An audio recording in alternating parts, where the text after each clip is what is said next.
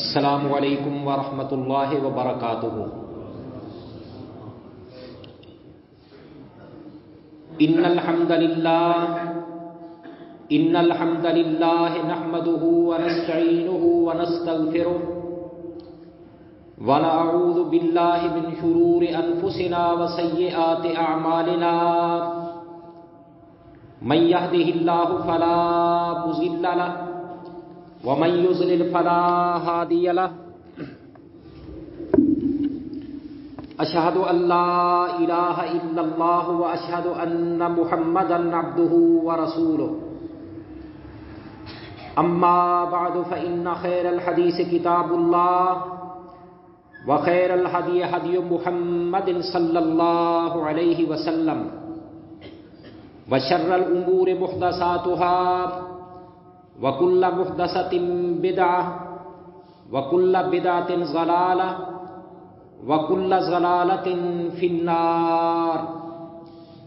مَن يُطِعِ اللَّهَ وَرَسُولَهُ فَقَدْ رَشَدَ وَاهْتَدَىٰ، وَمَن يَعْصِ اللَّهَ وَرَسُولَهُ فَقَدْ ضَلَّ وَغَوَىٰ۔ سُبْحَانَكَ لَا عِلْمَ لَنَا إِلَّا مَا عَلَّمْتَنَا انک انت العلیم الحکیم۔ رب اشرح لی صدری ویسر لی امری واحلل عقدۃ من لسانی یفقهوا قولی۔ اللہم انفعنا بما علمتنا وعلمنا ما ينفعنا وزدنا علما۔ اللهم صل على محمد وعلى آل محمد كما صليت على إبراهيم وعلى آل إبراهيم إنك حميد مجيد۔ اللهم بارك على محمد وعلى آل محمد كما باركت على إبراهيم وعلى آل إبراهيم إنك حميد مجيد۔ أما بعد فأعوذ بالله السميع العليم من الشيطان الرجيم من همزه ونفخه ونفسه۔ بسم الله الرحمن الرحيم۔ ان المسلمین والمسلمات والمؤمنین والمؤمنات والقانتین والقانتات والصادقین والصادقات والخاشعین والخاشعات والمتصدقین والمتصدقات والصائمین والصائمات والحافظین فروجہم والحافظات والذاکرین اللہ کثیرا والذاکرات اعد اللہ لهم مغفرۃ واجرا عظیما۔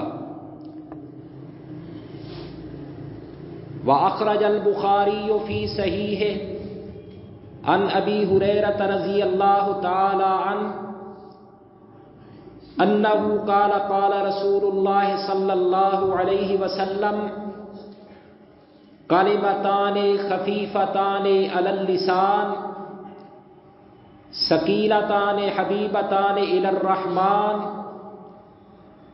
کلمتان حبیبتان الی الرحمن خفیفتان علی اللسان ثقیلتان فی المیزان، سبحان اللہ وبحمدہ سبحان اللہ العظیم۔ تزکیہ نفس کے بارے میں بات ہو رہی تھی۔ اللہ تبارک و تعالی نے قرآن کریم میں ایک مقام پر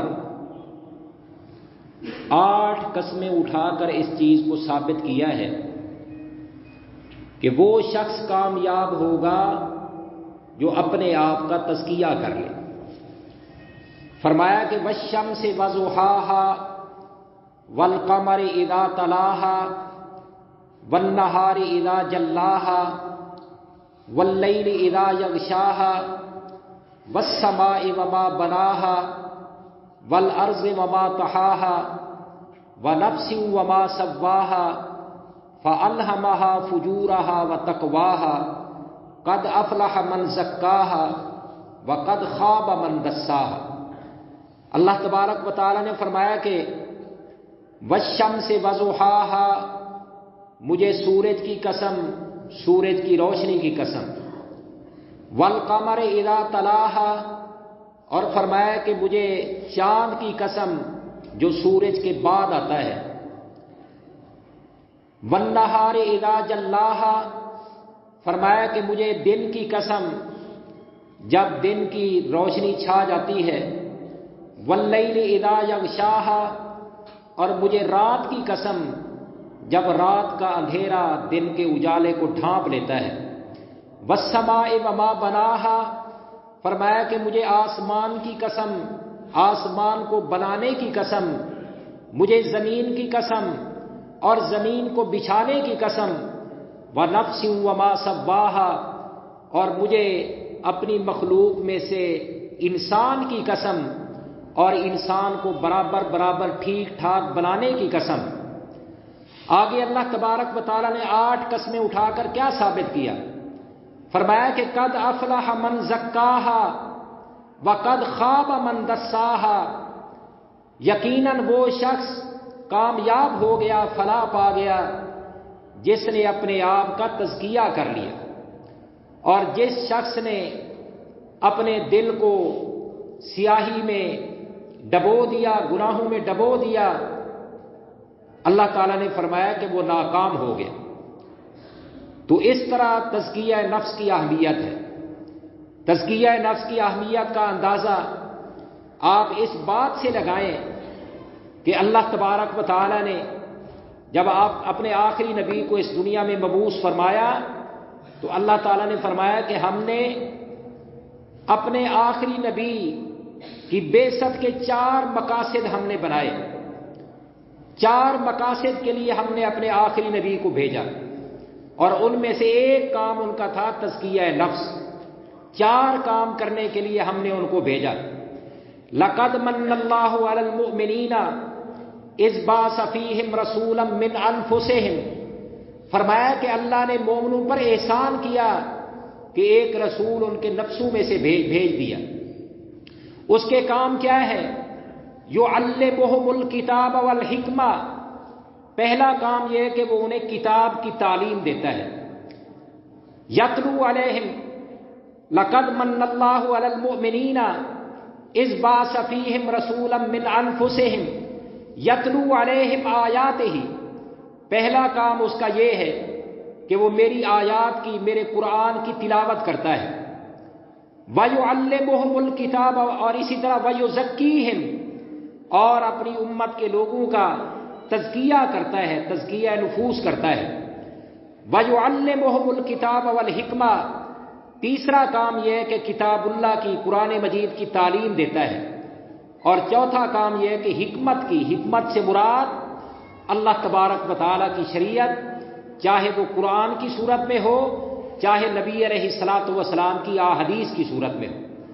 اللہ تبارک و تعالیٰ نے اپنے آخری نبی کو مبعوث فرمایا، ایک کام ان کا یہ تھا کہ وہ لوگوں کا تزکیہ کرتے تھے۔ اس لیے میرے بھائیوں، تزکیہ نفس کامیابی کے لیے بہت ضروری ہے۔ تزکیہ نفس کے لیے کئی ایک چیزوں کی ضرورت ہے۔ کئی چیزیں میں آپ کے سامنے بیان کر چکا ہوں، ان میں سے ایک چیز جو کہ بڑی اہم ہے وہ بھی، اور وہ ہے اللہ تبارک و تعالیٰ کا ذکر۔ اللہ تبارک و تعالیٰ کا ذکر، اللہ تعالیٰ کا آپ ذکر کریں۔ جو اذکار ہیں جن میں اللہ تبارک و تعالیٰ کا ذکر کیا جاتا ہے، اللہ کی تسبیح بیان کی جاتی ہے، اللہ کی پاکیزگی بیان کی جاتی ہے، اللہ کی حمد بیان کی جاتی ہے، اللہ کی کبریائی بیان کی جاتی ہے، اللہ تبارک و تعالیٰ کی توحید کا اظہار کیا جاتا ہے، ان کلمات کے ذریعے اللہ تبارک و تعالیٰ کا ذکر کریں۔ اپنی زبان کو اللہ تبارک و تعالیٰ کے ذکر سے تر رکھیں۔ اپنے دل کو اللہ تبارک و تعالیٰ کے ذکر سے معمور رکھیں۔ تو اس طرح تزکیہ نفس کے لیے اللہ تبارک و تعالیٰ کا ذکر کرنا یہ بھی بہت ضروری ہے۔ کئی ایک اذکار ہیں، اس مختصر سے وقت میں آج میں آپ کے سامنے کوشش کروں گا 4 وظیفے، 4 ذکر جو کہ بڑے آسان ہیں، کوئی بوڑھا ہے وہ بھی یہ یاد کر سکتا ہے، جوان ہے وہ بھی یاد کر سکتا ہے، جو بالکل کسی سکول یا مدرسے میں پڑھا ہوا نہیں ہے، قرآن مجید ناظرہ بھی پڑھا ہوا نہیں ہے، وہ بھی آسانی کے ساتھ ان اذکار کو یاد کر سکتا ہے۔ چھوٹے چھوٹے بچے، خواتین، وہ بھی ان اذکار کو یاد کر سکتے ہیں۔ تو بالخصوص 4 اذکار ان کو میں آپ کے سامنے آج بیان کروں گا۔ ان میں سے ایک ہے سبحان اللہ، دوسرا ذکر ہے اللہ تعالیٰ کا الحمدللہ، تیسرا ذکر ہے لا الہ الا اللہ، اور چوتھا ہے اللہ اکبر۔ سبحان اللہ، الحمدللہ، لا الہ الا اللہ، اللہ اکبر۔ یہ جو 4 وظیفے ہیں بڑا ان کا مقام ہے، بڑی اہمیت ہے۔ پہلے ہر کسی کے بارے میں الگ الگ آپ سن لیں۔ سبحان اللہ، اکیلا سبحان اللہ پڑھنا، اس کا بھی بڑا اجر و ثواب ہے۔ رسول اللہ صلی اللہ علیہ وسلم کی حدیث ہے، فرمایا کہ سبحان اللہ نصف المیزان والحمد للہ تملأہ، اور فرمایا کہ واللہ اکبر یملأ ما بین السماء والارض۔ فرمایا کہ سبحان اللہ اگر کوئی شخص اپنی زبان سے ایک بار سبحان اللہ کہہ دے، فرمایا کہ کل قیامت کے دن وہ میزان جسے 7 آسمان پوری زمین مل کر بھی اسے نہیں بھر سکے گی، اس آدھے میزان کو تمہاری زبان سے نکلا ہوا یہ کلمہ سبحان اللہ یہ اسے بھر دے گا۔ اور فرمایا کہ الحمدللہ تملأ المیزان، جو شخص اپنی زبان سے الحمدللہ کہتا ہے کل قیامت کے دن یہ پورے میزان کو بھر دے گا۔ اور فرمایا کہ اللہ اکبر یملأ ما بین السماء والارض، اللہ اکبر اس کا اتنا وزن ہے کہ آسمان اور زمین کے درمیان جو خلا ہے، اگر آپ اسے پڑھیں گے تو نیکیوں کے ساتھ یہ سارا خلا پر ہو جائے گا۔ اسی طرح سبحان اللہ، الحمدللہ، اس کے بارے میں الگ طور پر بہت ساری احادیث ہیں۔ ان دونوں وظیفوں کو ساتھ ملا کر پڑھنا، ایک یہ کہ سبحان اللہ کا الگ وظیفہ پڑھیں، الحمدللہ الگ پڑھیں، لا الہ الا اللہ الگ، اللہ اکبر الگ۔ ایک یہ کہ سبحان اللہ الحمدللہ یا سبحان اللہ و بحمدہ اسے ملا کر پڑھیں، جس میں اللہ تبارک و تعالیٰ کی پاکیزگی بھی بیان کی جائے، اللہ تبارک و تعالیٰ کی حمد بھی بیان کی جائے۔ رسول اللہ صلی اللہ علیہ وسلم کی اس بارے میں کئی ایک احادیث ہیں۔ ایک حدیث میں نبی علیہ الصلوۃ والسلام نے فرمایا کہ جو شخص اپنی زبان سے سبحان اللہ و بحمدہ پڑھتا ہے، آپ صلی اللہ علیہ وسلم نے فرمایا کہ جنت میں اس کے لیے کھجور کا ایک درخت لگا دیا جاتا ہے۔ ادھر وہ پڑھتا ہے سبحان اللہ و بحمدہ، ادھر جنت میں اس کے لیے کھجور کا ایک درخت لگا دیا جاتا ہے۔ اور نبی علیہ الصلوۃ والسلام کی ایک اور حدیث ہے، فرمایا کہ من قال سبحان اللہ و بحمدہ، سبحان اللہ و بحمدہ سبحان اللہ العظیم فی یوم 100 مرۃ، فرمایا کہ جو شخص ایک دن میں 100 بار سبحان اللہ و بحمدہ سبحان اللہ العظیم پڑھ لے، تو نبی علیہ الصلوۃ والسلام نے فرمایا کہ حطت خطایاہ ولو کانت مثل زبد البحر، فرمایا کہ اس آدمی کے گناہ معاف ہو جاتے ہیں چاہے وہ سمندر کی جھاگ کے برابر ہی کیوں نہ ہو۔ اور رسول اللہ صلی اللہ علیہ وسلم کی ایک حدیث ہے، آپ صلی اللہ علیہ وسلم نے فرمایا کہ احب الکلام الی اللہ سبحان اللہ و بحمدہ، فرمایا کہ اللہ تبارک و تعالیٰ کے ہاں جتنے بھی کلمات ہیں ان کلمات میں سے سب سے محبوب کلمے یہ دو کلمے ہیں، سبحان اللہ و بحمدہ، سبحان اللہ العظیم۔ رسول اللہ صلی اللہ علیہ وسلم کی ایک اور حدیث جو کہ بخاری شریف کی آخری حدیث ہے، بلوغ المرام کی آخری حدیث ہے، الجامع الکامل کی آخری حدیث ہے، اور اس کے علاوہ اکثر حدیث کی کتابوں کے اندر موجود ہے۔ حضرت ابو ہریرہ رضی اللہ تعالیٰ عنہ حدیث کے راوی ہیں، فرماتے ہیں کہ رسول اللہ صلی اللہ علیہ وسلم نے فرمایا کلمتان خفیفتان علی اللسان، فرمایا کہ دو کلمے ایسے ہیں جو زبان پر بڑے ہلکے ہیں، حبیبتان الی الرحمن ثقیلتان فی المیزان، ترازو کے اندر بڑے بھاری ہیں اور اللہ تبارک و تعالیٰ کو بڑے محبوب ہیں۔ وہ کون سے دو کلمے ہیں؟ فرمایا کہ سبحان اللہ و بحمدہ، سبحان اللہ العظیم۔ سبحان اللہ سے مراد سبحان اللہ ہے اور وبحمدہ سے مراد الحمدللہ ہے۔ تو ان دونوں کو ملا کر پڑھنا اس کا بھی بڑا اجر و ثواب ہے۔ اسی طرح لا الہ الا اللہ، صرف لا الہ الا اللہ، یہ بھی ایک وظیفہ ہے اور اللہ تبارک و تعالیٰ کو بہت پسند ہے۔ بعض لوگ اللہ تبارک و تعالیٰ کا ذکر کرتے ہیں ان اذکار سے ہٹ کر جن اذکار کی تعلیم ہمیں نبی علیہ الصلوۃ والسلام نے دی ہے، وہ اپنی طرف سے یہ وظیفہ جی فلاں نے بتایا، یہ فلاں نے بتایا، یا باسطو یا باسطو یا باسطو 100 دفعہ پڑھو۔ ایسے اذکار، ایسے وظائف جن کی تعلیم نبی علیہ الصلوۃ والسلام نے نہیں دی، اجر و ثواب اسی میں ہے جس کی تعلیم اللہ کے پیغمبر نے دی ہے، اور افضل فضیلت والے وہی ہیں جن کی تعلیم نبی علیہ الصلوۃ والسلام نے دی ہے۔ تو آپ صلی اللہ علیہ وسلم نے لا الہ الا اللہ کے بارے میں کیا فرمایا؟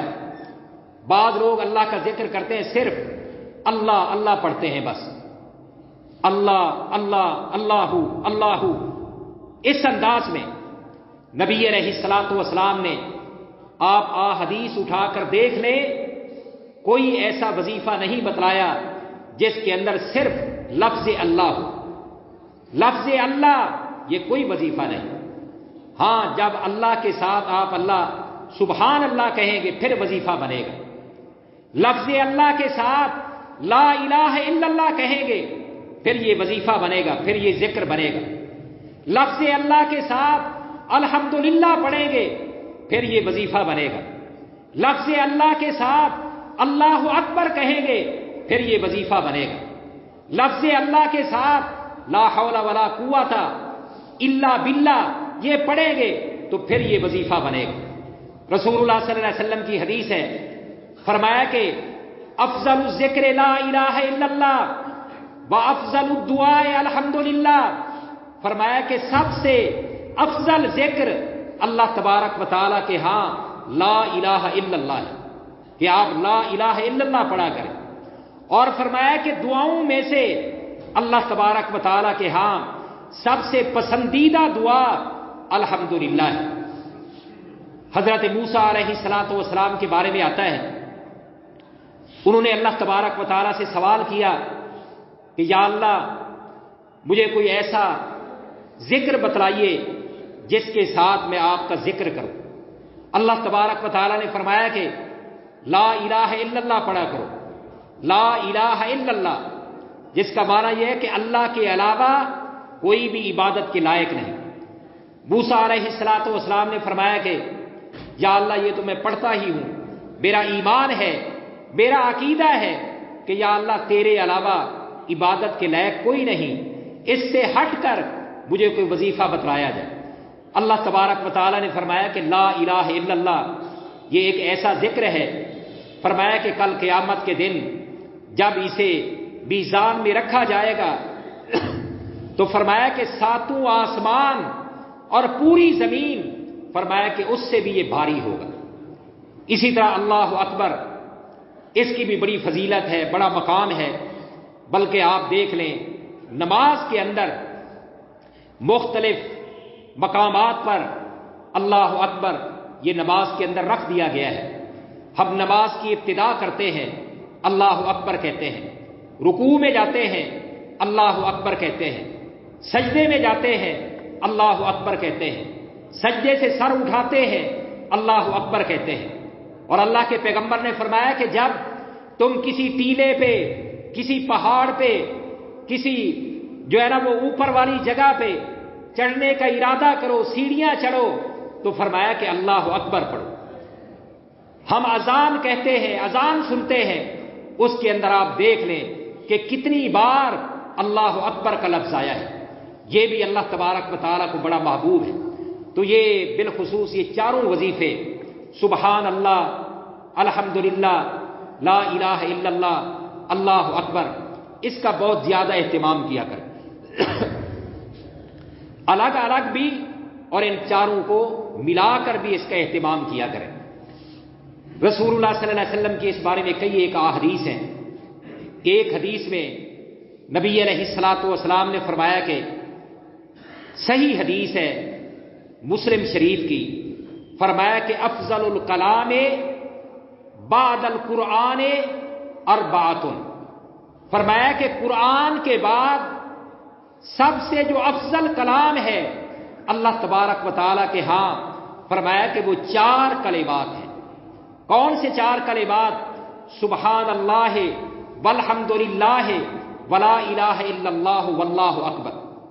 اور ایک حدیث میں آیا کہ احب الکلام الی اللہ اربع، فرمایا کہ کلمات میں سے سب سے پسندیدہ کلمات اللہ تبارک و تعالیٰ کے ہاں 4 ہیں، سبحان اللہ والحمد للہ ولا الہ الا اللہ واللہ اکبر۔ اور فرمایا کہ لا یضرک بأیہن، فرمایا کہ ان میں سے جون سا بھی آپ پہلے پڑھ لیں کوئی نقصان نہیں ہوگا، چاہے آپ سبحان اللہ پہلے پڑھ لیں، الحمدللہ پہلے پڑھ لیں، لا الہ الا اللہ پہلے پڑھ لیں، اللہ اکبر پہلے یہ وظیفہ پڑھ لیں۔ اور اسی طرح نبی علیہ الصلوۃ والسلام کی ایک اور حدیث ہے، ایک دفعہ آپ صلی اللہ علیہ وسلم نے اپنے صحابہ کرام کو کہا خذوا انی جنتکم، فرمایا کہ اے میرے صحابہ کرام مجھ سے ایک ڈھال لے لو، ڈھال۔ صحابہ کرام نے کہا جی کون سی ڈھال؟ وہ ڈھال جو میدان جنگ میں ہمیں دشمن سے بچائے گی۔ فرمایا کہ نہیں، وہ ڈھال نہیں۔ فرمایا کہ خذوا انی جنتکم، مجھ سے وہ ڈھال لے لو جو کل قیامت کے دن تمہیں جہنم کی آگ سے بچائے گی۔ صحابہ کرام نے کہا کہ یا رسول اللہ صلی اللہ علیہ وسلم جلدی وہ ڈھال دیجئے۔ فرمایا کہ وہ اس طرح ہے کہ کل قیامت کے دن بعض لوگ ان کے بارے میں اللہ تبارک و تعالیٰ کی طرف سے یہ فیصلہ ہوگا، فرشتوں کو کہا جائے گا کہ آپ انہیں جہنم کی طرف لے کر جائیں۔ فرشتے اس گروہ کو جہنم کی طرف لے کر جا رہے ہوں گے کہ اچانک ان کے سامنے ایک ڈھال، ایک رکاوٹ، ایک دیوار کھڑی ہو جائے گی۔ فرشتوں کو بھیجنے والا، فرشتوں کو حکم دینے والا یہ بھی اللہ تبارک و تعالیٰ ہوں، اور وہ رکاوٹ کھڑی کرنے والے وہ بھی اللہ تبارک و تعالیٰ کی طرف سے ہوگی۔ فرشتے اللہ تبارک و تعالیٰ کے پاس آئیں گے کہ یا اللہ وہ تو آگے ایک رکاوٹ آ گئی، ہم انہیں جہنم کی طرف کیسے لے کر جائیں؟ اللہ تبارک و تعالیٰ فرمائیں گے اچھا اگر وہ رکاوٹ آ گئی پھر میرے ان بندوں کو جہنم کی طرف لے کر نہ جاؤ، بلکہ وہاں سے جنت کی طرف لے کر جاؤ اور جنت میں جا کر داخل کر دو۔ فرمایا کہ میں تمہیں وہ ڈھال دینے لگا ہوں۔ تو صحابہ کرام نے پوچھا کہ وہ ڈھال کون سی ہے؟ فرمایا کہ کثرت کے ساتھ یہ وظیفہ پڑھا کرو، سبحان اللہ والحمد للہ ولا الہ الا اللہ واللہ اکبر، جس کے اندر یہ چاروں کلمات ہیں۔ ایک دفعہ نبی علیہ الصلوۃ والسلام نے فرمایا کہ جب آپ کو معراج کروایا گیا اور آپ صلی اللہ علیہ وسلم کی ملاقات حضرت ابراہیم علیہ الصلوۃ والسلام سے ہوئی، نبی علیہ الصلوۃ والسلام نے اپنے جد امجد حضرت ابراہیم خلیل اللہ علیہ الصلاۃ والسلام کو سلام کہا، انہوں نے اللہ کے پیغمبر کو نیک بیٹا کہہ کر، نیک نبی کہہ کر آپ کے سلام کا جواب بھی دیا، اور آپ صلی اللہ علیہ وسلم کو نبوت اور رسالت کی مبارکباد پیش کی۔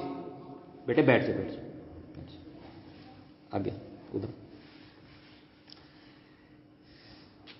ساتھ ہی انہوں نے کہا،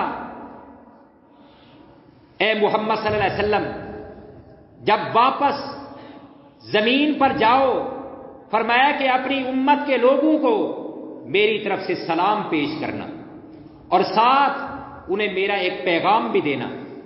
یہ جو جنت کی زمین ہے، طیبۃ التربہ وعذبۃ الماء، یہاں کا پانی بڑا میٹھا ہے اور زمین بڑی زرخیز ہے، لیکن ہے چٹیل میدان، اس کو آباد، اس کی شجرکاری اور اس میں باغات وہ تم نے خود لگانے ہیں۔ اور وہ باغات لگانے کا طریقہ کیا ہے؟ فرمایا کہ کثرت کے ساتھ یہ وظیفہ پڑھا کرو، سبحان اللہ والحمد للہ ولا الہ الا اللہ واللہ اکبر۔ اسی طرح ایک حدیث میں آتا ہے کہ نبی علیہ الصلوۃ والسلام اپنے صحابہ کرام کے ساتھ ایک دفعہ سفر پہ جا رہے تھے، صحابہ کرام کی جماعت لشکر اللہ کے پیغمبر کے ساتھ تھا۔ نبی علیہ الصلوۃ والسلام نے رستے سے ہٹ کر آپ صلی اللہ علیہ وسلم نے ایک درخت دیکھا جس کے پتے سوکھے ہوئے تھے۔ نبی علیہ الصلوۃ والسلام نے نصیحت کے لیے موقع کو غنیمت جانا، اللہ کے پیغمبر راستے سے نیچے اترے اور اس درخت کے قریب پہنچ گئے۔ صحابہ کرام بھی آپ کے پیچھے پیچھے۔ نبی علیہ الصلوۃ والسلام نے اس درخت کے تنے کو پکڑا اور آپ صلی اللہ علیہ وسلم نے اسے زور زور سے ہلانا شروع کر دیا، حتیٰ کہ اس درخت کے اوپر جتنے بھی پتے تھے وہ سارے کے سارے نیچے گر گئے، اور قریب تھا کہ وہ درخت بھی ہلنے کی وجہ سے نیچے گر جاتا۔ پھر نبی علیہ الصلوۃ والسلام صحابہ کرام کی طرف متوجہ ہوئے اور آپ صلی اللہ علیہ وسلم نے فرمایا کہ اے میرے صحابہ کرام، اگر کوئی شخص اس نے اتنے گناہ کیے ہوں جتنے اس درخت کے پتے ہیں، گناہوں کے اندر لتھڑا ہوا ہو، ہر طرف گناہ ہی گناہ ہوں، اور آپ نے فرمایا کہ اگر وہ شخص ایک وظیفہ ہے، اگر وہ وظیفہ پڑھ لے تو اس کے سارے گناہ اس طرح جھڑ جائیں گے جس طرح کہ اس درخت کے پتے جھڑ گئے۔ اور فرمایا کہ وہ وظیفہ یہ ہے، سبحان اللہ والحمد للہ ولا الہ الا اللہ واللہ اکبر۔ اور اللہ کے پیغمبر کی ایک اور حدیث ہے، فرمایا کہ اگر کوئی شخص رات کو سویا ہوا ہو اور اچانک اس کی نیند کھل جائے، بیدار ہو جائے، اور فرمایا کہ بیدار ہوتے ہی وہ اپنی زبان سے یہ چاروں کلمات پڑھ لے، سبحان اللہ والحمد للہ ولا الہ الا اللہ واللہ اکبر، یہ چاروں وظیفے پڑھ لے، اور فرمایا کہ اس کے بعد، ان کے پڑھنے کے بعد اللہ تبارک و تعالی سے جو بھی دعا کرے گا اللہ تبارک و تعالی اس کی دعا کو قبول کریں گے۔ اس کے بعد پھر کہے کہ اللہم اغفر لی، یا اللہ میرے گناہوں کو معاف کر دے، اللہ تعالیٰ اس کے گناہوں کو معاف کر دے، اور جو بھی اللہ سے مانگے گا اللہ تبارک و تعالیٰ اپنے اس بندے کو عطا کر دے گا۔ اس لیے میرے بھائیوں، اپنی زبان سے اللہ تبارک و تعالیٰ کا ذکر کیا کریں۔ اللہ تبارک و تعالیٰ نے قرآن مجید میں فرمایا ہے، ان المسلمین والمسلمات، مسلمان مرد، مسلمان عورتیں، مومن مرد، مومن عورتیں، اور اللہ کی عبادت کرنے والے مرد، عبادت کرنے والی عورتیں، صبر کرنے والے مرد، صبر کرنے والی عورتیں، اللہ تبارک و تعالیٰ سے ڈرنے والے مرد، ڈرنے والی عورتیں، اللہ کے راستے میں مال خرچ کرنے والے مرد، مال خرچ کرنے والی عورتیں، سچ بولنے والے مرد، سچ بولنے والی عورتیں، اور اپنی عفت پاک دامنی کی حفاظت کرنے والے مرد، حفاظت کرنے والی عورتیں، اور کثرت کے ساتھ والذاکرین اللہ کثیرا والذاکرات، کثرت کے ساتھ اللہ کا ذکر کرنے والے مرد، ذکر کرنے والی عورتیں، اعد اللہ لہم مغفرۃ واجرا عظیما، اللہ تبارک و تعالی نے اپنے ان بندوں کے لیے مغفرت، بخشش، گناہوں کی معافی اور اجر عظیم تیار کر کے رکھا ہے۔ اس لیے اللہ تبارک و تعالیٰ نے فرمایا کہ یا ایھا الذین آمنوا اذکروا اللہ ذکرا کثیرا وسبحوہ بکرۃ واصیلا۔ اللہ نے فرمایا کہ اے ایماندارو، اللہ تبارک و تعالیٰ کا کثرت کے ساتھ ذکر کیا کرو، وسبحوہ بکرۃ واصیلا، اور صبح بھی شام بھی اللہ تبارک و تعالیٰ کی تسبیح بیان کیا کرو، اللہ کی تسبیح بیان کیا کرو۔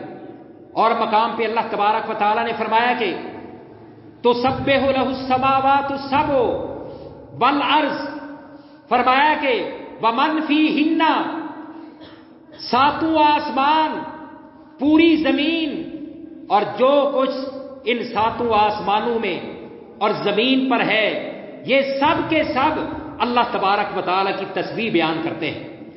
آسمان اللہ کی تسبیح بیان کرتا ہے، سورج، چاند، ستارے اللہ کی تسبیح بیان کرتے ہیں، اور پھر یہ زمین کی مٹی، ریت کے ذرات، یہ درخت، یہ پودے، یہ درختوں کے پتے، یہ بارش کے قطرات، یہ سمندر میں رہنے والی مخلوقات، یہ چرند پرند، یہ سب کے سب اللہ تبارک و تعالیٰ کی تسبیح بیان کرتے ہیں۔ اور آگے اللہ تبارک و تعالیٰ نے کیا فرمایا؟ فرمایا کہ وَإِن مِّن شَيْءٍ إِلَّا يُسَبِّحُ بِحَمْدِهِ، فرمایا کہ اس پوری کائنات کے اندر کوئی بھی ایسی چیز نہیں جو اللہ کی تسبیح بیان نہ کرتی ہو، ہر چیز اللہ تبارک و تعالیٰ کی تسبیح بیان کرتی ہے۔ یہ چڑیا ہیں، یہ پرندے ہیں، اور ہر چیز، جمادات، حیوانات، یہ بحر و بر، ہر چیز اللہ کی تسبیح بیان کرتی ہے۔ وَلَٰكِن لَا تَفْقَهُونَ تَسْبِيحَهُمْ، اللہ نے فرمایا کہ لیکن تم ان کی تسبیح کو نہیں سمجھتے، وہ کس زبان میں، کس انداز میں اللہ کی تسبیح بیان کرتی ہے تم نہیں سمجھتے۔ اِنَّهُ كَانَ حَلِيمًا غَفُورًا، اللہ تبارک و تعالی بڑا بردبار ہے، حوصلے والا ہے، اور اللہ تبارک و تعالی بخشنے والا ہے۔ اور مقام پہ اللہ تعالیٰ نے فرمایا کہ ان الذین آمنوا، فرمایا کہ وہ لوگ جو ایمان لائے، تطمئن قلوبہم بذکر اللہ، اللہ کے ذکر کے ساتھ ان کے دلوں کو اطمینان ملتا ہے۔ جو ایماندار ہوتے ہیں وہ اللہ کا ذکر کرتے ہیں تو انہیں اطمینان ملتا ہے، انہیں سکون ملتا ہے، انہیں راحت پہنچتی ہے۔ اور فرمایا کہ الا بذکر اللہ تطمئن القلوب، خبردار اللہ کے ذکر کے ساتھ دلوں کو اطمینان حاصل ہوتا ہے۔ اس لیے میرے بھائیوں، اللہ تبارک و تعالیٰ کا ذکر کیا کرے، اور پھر بندہ جس چیز کا کثرت کے ساتھ اہتمام کرے، عام طور پر اس کا خاتمہ اسی چیز پر ہوتا ہے۔ ایک شخص اگر نماز کا پابند ہو، پابندی کے ساتھ نماز پڑھے، اس کا خاتمہ نماز پہ ہوتا ہے، یعنی آخری نماز بھی پڑھ کر وہ اس دنیا سے الوداع ہوتا ہے۔ ایک شخص اگر کثرت کے ساتھ قرآن مجید کی تلاوت کرتا ہے، ہم نے بڑے لوگوں کو دیکھا کہ اپنی وفات سے چند لمحے پہلے قرآن مجید کی تلاوت کر رہے تھے۔ ہم نے ایسے لوگ بھی دیکھے کہ جو رات کو سوتے ہوئے کسی کو سورہ یاسین سنا رہے تھے، اور سناتے سناتے وہیں پر ان کی موت واقع ہو گئی۔ اور بعض لوگ ایسے ہیں جو کثرت کے ساتھ اللہ کا ذکر کرتے ہیں، اور جب ان کو موت آتی ہے پھر بھی ان کی زبان پر اللہ تبارک و تعالیٰ کا ذکر جاری ہوتا ہے۔ اور مجھے یاد ہے ایک بزرگ کے بارے میں کہ ان کی وفات کا وقت تھا، اور کسی نے ان کو کہا کہ لا الہ الا اللہ پڑھیں۔ انہوں نے آگے سے، مجھے یاد ہے اچھی طرح، وہ بزرگ جس کی عمر 100 سال کے قریب تھی، جب اسے کہا گیا، اللہ کے نبی نے فرمایا ہے لَكِّنُوا مَوْتَاكُمْ لا الہ الا اللہ، فرمایا کہ جو تمہارے فوت ہونے والے ہیں بوقت وفات کے، انہیں لا الہ الا اللہ کی تلقین کیا کر۔ تلقین سے مراد یہ ہے کہ ان کے قریب بیٹھ کر لا الہ الا اللہ پڑھا کرو۔ اس بزرگ نے آگے سے جواب کیا دیا؟ اس نے کہا کہ سبحان اللہ والحمد للہ ولا الہ الا اللہ واللہ اکبر محسوس ہوتا ہے کہ وہ بزرگ اپنی زندگی کے اندر اس وظیفے کو بڑی کثرت کے ساتھ پڑھتا تھا اور بوقت وفات کے یہ وظیفہ اس کی زبان پہ جاری ہو۔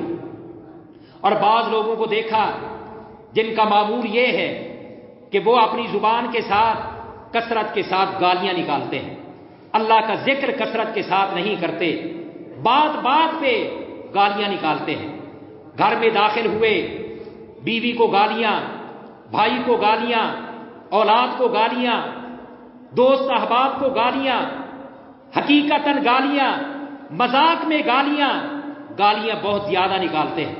پھر ایسے لوگ مرتے وقت بھی ان کی زبان سے وہ گالیاں ہی نکلتی ہیں۔ اس لیے میرے بھائیوں، اگر آپ چاہتے ہیں کہ اپنے آپ کا تزکیہ کریں اور نبی علیہ الصلوۃ والسلام کی شفاعت کے مستحق بنے کل قیامت کے دن، پھر یہ وظیفے پڑھا کریں۔ حضرت ابو ہریرہ رضی اللہ تعالیٰ عنہ نے ایک دفعہ اللہ کے پیغمبر سے یہ پوچھ ہی لیا کہ من اسعد الناس بشفاعتک یوم القیامہ، یا رسول اللہ صلی اللہ علیہ وسلم یہ بتلائیں وہ کون سا سعادت مند شخص ہوگا، خوش نصیب ہوگا جسے کل قیامت کے دن آپ کی شفاعت حاصل ہوگی، آپ اس کے بارے میں اللہ تبارک و تعالیٰ کے ہاں سفارش کریں گے، جہنم سے چھٹکارے کی، دخول جنت کی، جنت میں بلندی درجات کی آپ سفارش کریں گے، بتائیں وہ خوش نصیب کون ہوگا؟ نبی علیہ الصلوۃ والسلام نے فرمایا کہ میں بھی سوچ رہا تھا کہ کوئی مجھ سے یہ سوال کرے اور میں اس کے سوال کا جواب دوں، میں منتظر تھا کہ مجھ سے کوئی سوال کرے اور میں اس کے سوال کا جواب دوں، کیوں؟ اس لیے کہ اگر کوئی بات خود بتلا دی جائے اس کی اتنی اہمیت نہیں ہوتی، اور اگر سوال پوچھا جائے اور پھر اس کا جواب دیا جائے وہ ثبت ہو جاتا ہے دل کے اوپر۔ فرمایا کہ میں بھی سوچ رہا تھا کہ مجھ سے کوئی سوال کرے یہ اور میں اس کے سوال کا جواب دوں۔ فرمایا کہ پھر میں نے سوچا کہ سب سے پہلے اگر مجھ سے کوئی یہ سوال کرے گا تو وہ ابو ہریرہ کرے گا، کیوں؟ اس لیے کہ ان کے دل کے اندر علم کو حاصل کرنے کی تڑپ اور جذبہ بڑا ہے۔ اور پھر آگے آپ نے جواب دیا، فرمایا کہ اسعد الناس بشفاعتی یوم القیامت من قال لا الہ الا اللہ صدقا من قلبہ، فرمایا کہ کل قیامت کے دن وہ خوش نصیب ہوگا جو میری شفاعت کا مستحق ہوگا جس نے اس دنیا کے اندر لا الہ الا اللہ پڑھا اور دل سے پڑھا، مخلص ہو کر اس نے لا الہ الا اللہ پڑھا۔ اس لیے میرے بھائیوں، اپنی زبان کو اللہ تعالیٰ کے ذکر سے تر رکھا کریں، گھر سے نکلتے ہوئے اللہ تعالیٰ کا ذکر، اس میں لا حول ولا قوت الا باللہ، اسے بھی آپ شامل کر لیں۔ نبی علیہ الصلوۃ والسلام کی ایک حدیث ہے، فرمایا کہ لا حول ولا قوت الا باللہ کنز من کنوز الجنہ، فرمایا کہ یہ تو جنت کے خزانوں میں سے ایک خزانہ ہے، اس کا بھی اہتمام کیا کریں۔ اس کا معنی یہ بنتا ہے کہ گناہ سے بچنا اور اللہ تبارک و تعالیٰ کی فرما برداری کرنا، اس کی طاقت اللہ کی توفیق کے بغیر ناممکن ہے۔ اگر ہم گناہ سے بچتے ہیں اللہ کی مدد اور اللہ کی توفیق سے، اور اگر ہم کوئی نیکی کا کام کرتے ہیں تو وہ بھی اللہ تبارک و تعالیٰ کی مدد اور اللہ تبارک و تعالیٰ کی طاقت سے، یہ اس کا معنی ہے۔ اس کا بھی اہتمام کیا کریں، گھر سے نکلتے ہوئے پڑھا کریں یہ بسم اللہ توکلت علی اللہ لا حول ولا قوت الا باللہ۔ فرمایا کہ جب کوئی شخص گھر سے نکلنے کا ارادہ کرتا ہے سفر کے لیے، شیاطین دروازے پہ کھڑے ہوتے ہیں، اس انتظار میں ہوتے ہیں کہ یہ گھر سے نکلے گا، اللہ کا نام نہیں لے گا، یہ ٹائیں ٹائیں بائیں بائیں کرے گا، اپنی اولاد کو اللہ کا نام نہیں لے گا، ہم بھی اس کے ساتھ چل پڑیں گے۔ جہاں یہ رات گزارے گا ہم بھی اس کے ساتھ رات گزاریں گے، جہاں راستے میں سفر میں یہ کھانا کھائے گا ہم بھی اس کے ساتھ کھانا کھائیں گے اور اسے گمراہ کرنے کی کوشش کریں گے۔ لیکن اللہ کے نبی نے فرمایا کہ جب اللہ کا کوئی بندہ گھر سے نکلتے ہوئے وہ دوسری فضولیات اپنی زبان سے نہیں نکالتا بلکہ گھر سے نکلتے ہوئے پڑھتا ہے بسم اللہ توکلت علی اللہ لا حول ولا قوت الا باللہ، اللہ کی طرف سے جواب ملتا ہے ہدیتا وبکیتا وبفیتا اللہ تعالیٰ فرماتے ہیں کہ اے میرا بندہ، اب جب تک تو سفر میں رہے گا، ہدایت پہ رہے گا، خسارے اور نقصان سے بچ جائے گا، اور پیچھے تیرا گھر، تیرا مال، تیری اولاد، تیری عزت، اللہ تعالیٰ فرماتے ہیں کہ اس کی حفاظت میں کروں گا۔ اور پھر وہ شیاطین وہاں سے شرمندہ ہو کر، ناکام اور نامراد ہو کر ایک دوسرے کو کہتے ہوئے وہاں سے چلے جاتے ہیں۔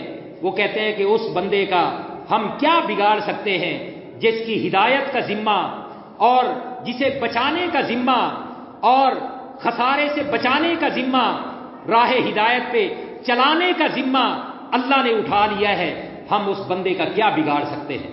تو بہرحال یہ 4 وظیفے بڑے آسان تھے، سب ساتھی اس کو یاد کر لیں اور گاہے بگائے پڑھتے رہا کریں۔